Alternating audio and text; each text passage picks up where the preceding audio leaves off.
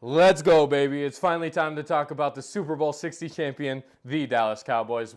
But the Super Bowl isn't won in the regular season, so we still got to talk about how they're going to do there. With the addition of George Pickens, and eventually, at the time of this video, it hasn't happened yet, but it will happen when they sign Micah Parsons to an extension. Cowboys are going all the way to the shit, baby. And they're going to prove that in week 1 when they beat the Eagles on Thursday Night Football to start the season. And in week 2, you get a cakewalk against the Giants, but you can't win them all, especially in the regular season. So you're going to lose week 3 against the Bears. And then in week 4, you get the Green Bay Packers. I will be in attendance in that game in Dallas, Sunday Night Football.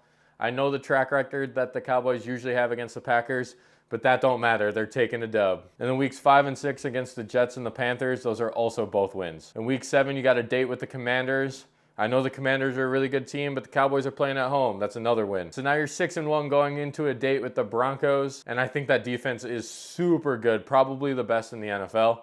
So the Cowboys are going to take an L there. In week 8 at home against the Cardinals is a win. Every Cowboys fan in the world is feeling great, and Stephen A. Smith is not a happy camper. In week 11, you go on the road in Vegas and beat the Raiders. But now here comes one of the toughest stretches for any team that they will have in the entire 2025 NFL season. You get the Eagles and Chiefs in back-to-back weeks, both representatives of the Super Bowl last season. And even though both of those are at home for the Cowboys, those are both going to be losses. So there's no way that they lose 3 in a row.